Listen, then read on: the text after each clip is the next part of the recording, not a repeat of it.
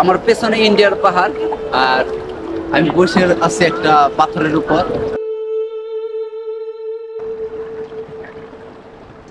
প্রকৃতির অপরূপ নৈসর্গিক সৌন্দর্যের রানী সিলেট। সৃষ্টিকর্তার অপরূপ সৃষ্টিতে যেন সাজিয়েছে এই সিলেট শহর। কি নেই এই শহরে? একদিকে মেঘালয়ের পাহাড়, পাহাড় থেকে বয়ে আসা স্বচ্ছ পানি, পাহাড়ি ঝর্ণা আর স্ফটিক পানির ছোঁয়ায় যেখানে প্রকৃতি আপনাকে বারবার থামিয়ে দেয়, তাকিয়ে থাকতে বলে এক দৃষ্টিতে নিঃশব্দে। তাই আজকের ভিডিওতে আমি দেখাবো ভোলাগঞ্জের সাদা পাথর ভ্রমণ। কোথায় থাকবেন, কি খাবেন, তার সম্পূর্ণ একটি ভ্রমণ গাইডলাইন। তাই ভিডিওটি সম্পূর্ণ দেখে শেয়ার করে পাশে থাকার অনুরোধ রইল। আসসালামু আলাইকুম guys, this is air. Welcome back to my channel with a new blog video. Right now আমি আছি সিলেট, আর আজকের এই ভিডিওতে আমরা সিলেটের অনেকগুলো স্পট ঘুরবো। মানলিচরা চা বাগান, ভোলাগঞ্জের সাদা পাথর, জাফলং, এবং সময় হলে আমরা মায়াবী ঝর্ণাতেও যাব। তাই আজকের এই ভিডিওটি খুব সুন্দর হতে যাচ্ছে। তাই কথা না বলে চলেন ভিডিওটি শুরু করা যাক। Let's go. গাজীপুরের চন্দ্রা থেকে দ্রুতগামী নন এসি চেয়ার কোচ বাসে করে আল্লাহর নাম নিয়ে আমার যাত্রা শুরু হয়। জনপ্রতি ভাড়া পড়বে বাস বেদে 600 থেকে 1200 টাকা। কিন্তু এবারে আমার ভ্রমণ সঙ্গী হয়েছিল কালিয়াকুর ট্যুর গ্রুপ। 8-9 ঘন্টা জার্নি করার পর আমাদের একটা গ্রুপ সহ আমরা আছি, সবাই খুব এনজয় করতেছে। তবে এটাই হচ্ছে আমাদের প্রথম স্পট না, এর আগে ছিল হযরত শাহজালাল হযরত শাহজালাল মাজারে গিয়েছিল, কিন্তু আমি ওই সময় যাইনি কারণ আমি ঘুমাইছিলাম, যার কারণে যাইতে পারি না। এটি হচ্ছে চা বাগান, আমরা এই চা বাগানের ভিতরে যাবো এখন। চলেন।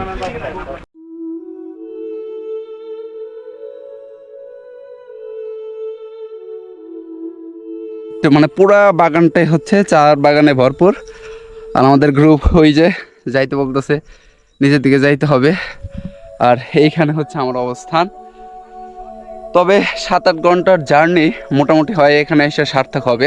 তো আরও অনেক কিছু স্পট দেখার বাকি আছে, সেগুলো দেখবো, দেখা যাক কি হয়। তবে আমার ইচ্ছা ছিল আমি ওই উপরে যাব, কিন্তু ওইখান থেকে গ্রুপ থেকে ডাকাডাকি শুরু করছে। যাই হোক, চলেন আমরা নিচের দিকে যাই। তবে গ্রুপে ট্যুর করার থেকে একা ট্যুর করলে আপনি আপনার মন মতো ট্যুর করতে পারবেন। যেমন ধরেন আমি আর এখন ইচ্ছা হচ্ছে ওইটার উপরে যাওয়ার, কিন্তু আমি এখন কিন্তু যাইতে পারলাম না। যাই হোক, নিচের দিকে নামি, চলেন। মালিনীছড়া চা বাগান থেকে কিছুটা সময় কাটিয়ে আমরা পাহাড়ের আঁকা বাঁকা উঁচু নিচু পথ ধরে আর মেঘের খেলা দেখতে দেখতে চলে আসি ভোলাগঞ্জের জিরো পয়েন্টে। এখান থেকে মেঘালয়ের পাহাড়গুলো যেন নিজেকে আপন করে কাছে ডাকছে। এই হচ্ছে বর্ডার গার্ড, একদম বাংলাদেশ ভারত যে সীমান্ত পিলার, এই তো হচ্ছে সীমান্ত পিলার। আর এইখানেই হচ্ছে সেই ভারতের অংশটা, অর্থাৎ ওই পাহাড় সব কিন্তু ভারতের, বিশাল এরিয়া জুড়ে ভারতের এই পাহাড়। আল্লাহ তাআলার সৃষ্টি আসলেও সুন্দর, এক কথায় বলতে গেলে মাশাআল্লাহ। দেখেন এই পাহাড়গুলো, এইদিকে যত চোখ যাচ্ছে শুধু পাহাড় আর পাহাড়, আর পাহাড়ের মাঝে মাঝে ছোট ছোট বাড়িঘর, ওই যে ওইখানে ছোট ছোট বাড়িঘর আছে এইদিকে। কিন্তু যদি ড্রোন ফ্লাই করতে পারতাম তাহলে আরো ভালো লাগতো। ভোলাগঞ্জ আসতে আসতে আমাদের দুপুর হয়ে যায়, তাই Hill View Hotel and Restaurant থেকে দুপুরের খাবার খেয়ে নিই। দুপুরের খাবারে ছিল চিকেন খিচুড়ি। খাবারের মান মোটামুটি ভালো, দাম নিয়েছে 90 টাকা। দুপুরের খাবার শেষ করে রওনা দেই সাদা পাথরের দেশে। নৌকার ঘাট থেকে জনপ্রতি 100 টাকা করে দর্জনে নৌকা ভাড়া করি। চলতে থাকে নদীর বুকে আমাদের নৌকা। দুই পাশে পাহাড়, পাহাড়ের মাঝখান দিয়ে বয়ে চলেছে আমাদের নৌকা। এখানে নদীর পানি এমন স্বচ্ছ যেন আকাশের আয়না নদীর বুকে ঝুলে আছে। আপনি যদি পানির নিচে তাকান দেখবেন পাথরগুলো যেন চোখে দেখা যায়, স্পর্শ করা যায়, কিন্তু বিশ্বাস করা যায় না। ভোলাগঞ্জ শুধু কোনো পর্যটন কেন্দ্র না, এটি একটি অনুভূতির নাম। এখানে আসলে সময়টা যেন স্থির হয়ে যায়। মানুষজন কম, কোলাহল নেই, শুধু প্রকৃতির শব্দ, পাখির ডাক, বাতাসের সুর আর পাহাড়ি ঝর্ণার ছলছল ধ্বনি। প্রতিদিন হাজারো পর্যটক আসে এখানে, কিন্তু সবাই কিছুটা চুপ হয়ে যায়। হয়তো প্রকৃতির এই সৌন্দর্য শব্দকে হার মানিয়ে দেয়। যদি আপনি চান ব্যস্ত জীবন থেকে একটু পালিয়ে নীরব প্রকৃতির কোলে একটু হারিয়ে যেতে, তাহলে ভোলাগঞ্জ আপনাকে ডাকছে। মহান আল্লাহর অপরূপ সৃষ্টি চোখ দিয়ে নয়, হৃদয় দিয়ে দেখবেন এই পৃথিবী কতটা সুন্দর হতে পারে। So guys, আমরা কিন্তু অলরেডি ভোলাগঞ্জ সাদা পাথরে চলে আসছি।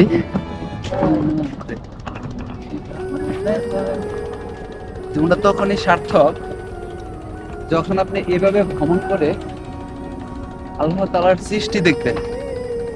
কারণ জীবন অনেক টাকা ইনকাম করতে পারবেন আপনি, তবে সে টাকা দিয়ে যদি ভ্রমণ না করতে পারেন, তাহলে আমার মনে হয় না যে আপনার জীবন সার্থক। তাহলে আপনার নেটওয়ার্কের বাইরে যেতে পারেন, আপনার মনে ডিপ্রেশন যা কিছু আছে সব দূর হয়ে যাবে। নিজেকে চেনার জন্য, নিজের অস্তিত্বকে খুঁজে বের করার জন্য ট্যুর যদি আহামরি টাকা লাগে এমন না, কেন আপনি বাজেটলি যদি মাসে 2টা ট্যুর দিতে চান, 3 থেকে 4 হাজার টাকার মধ্যেই দিতে পারবেন। হাঁটতে হাঁটতে চলে এলাম ভিউ পয়েন্টে। ভিউ পয়েন্টে এসে আমি মুগ্ধ। কি মনোরম দৃশ্য! চারিদিকে শুধু সবুজ আর সবুজের অরণ্য। কোনো কোলাহল নেই, শুধু প্রকৃতির সুবাতাস, পাখির গান, পাহাড়ি ঝর্ণা থেকে বয়ে আসা পানির ছলছল ধ্বনি। কি চমৎকার! দেখতে বেশ সুন্দর লাগে, বেশ মনোমুগ্ধকর। এখন পানিতে নামার পালা। তাই মোবাইল, ব্যাগ, ঘড়ি, অন্যান্য জিনিসপত্র নিরাপদে রাখার জন্য একটি লকার ভাড়া নিই। এখানে আপনি চাইলে লকার ভাড়া নিতে পারবেন। এই জন্য আপনাকে দিতে হবে 100 টাকা। আপনি চাইলে একটি লকারেও 2-3 জনের জিনিস রাখতে পারবেন। তাই আমরা লকার ভাড়া করে সব জিনিসপত্র রেখে চলে যাই গোসল করতে পানিতে। তো এইখানে আমার পেছনে ইন্ডিয়ার পাহাড়, আর আমি বসে আছি একটা পাথরের উপর। আমার পেছনে মানুষ আছে, প্লাস আমার এই সাইডেও মানুষ আছে, বাট আমি বসে আছি একদম মিডল পয়েন্টে। দেখেন আপনাদেরকে যদি আমি এই দিক করে দেখাই, এই যে আমি হচ্ছি একদম মাঝখানে। আমি সব জায়গায় রিস্ক নিতে পছন্দ করি, তো এখানে আসতে আমি অলরেডি 2বার পরে গেছিলাম, তারপর আমি এখানে আসছি কারণ এখানে প্রচুর স্রোত। যাই হোক, তারপরেও মোটামুটি আসছি। তো আপনারা আসেন, এনজয় করেন। আর সবচেয়ে ভালো লাগলো পাহাড়ের মাঝখানে এরকম একটা পরিবেশ, যা আসলে সত্যি অস্থির।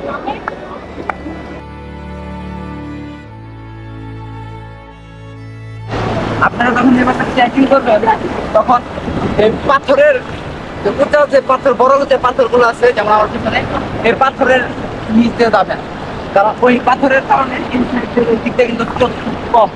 আর এটার ত্রিপাশে যদি যেতে চান, তাহলে 2 পাশে কিন্তু স্রোত অনেক বেশি হয়েছে। দেখেন, দেখতে পাচ্ছেন আমার এই সাইডে আমি মাঝখানে যাচ্ছি। আমি আর গন্তব্য হচ্ছে ওইখানে যাব, ওই যে ওইখানে এখন পর্যন্ত কেউ যাইতে পারে নাই, সবাই ওই দিক দিয়ে আসছে। বানাই যাবো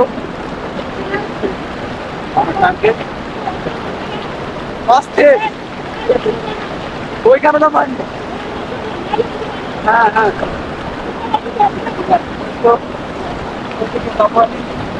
আরে এ ভাই, এই পাথরের সামান নিলেন তাহলে তো কম থাকবে। পাথরের ওই সাইড থেকে কম পাবেন। আবার গেলে ওই যে বাইরে বসে রয়েছে, ওই যে পাথরের উপরে আমি নাম হচ্ছে ওইখানে রেকর্ড। এইবার রেকর্ড করবো যেভাবে হোক, রেকর্ড করতেই হবে। একটু স্পষ্ট করে দেই, তারপরে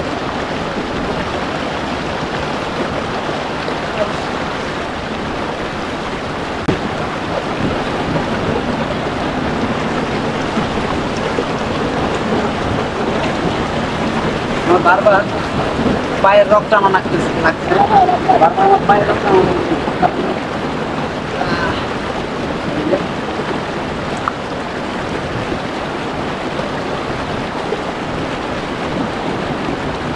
পয়েন্ট অফ টার্ন হচ্ছে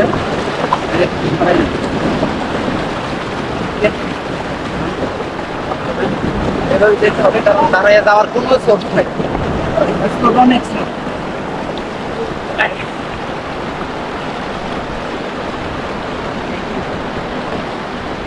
তারপরে একটা পাহাড়, আর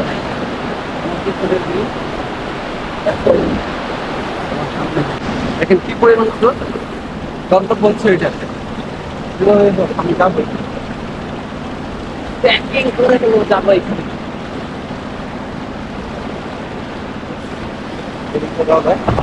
এটা হচ্ছে রিল্যাক্স, রিল্যাক্স মোড।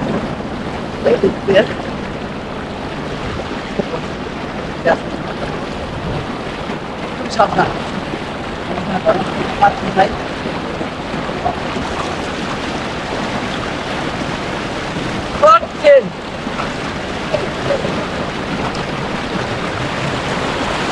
ওটা কম।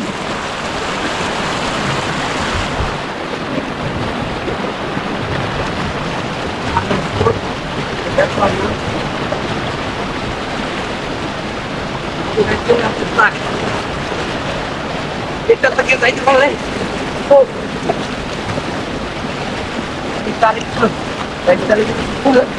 yes, finally, finally, I am success.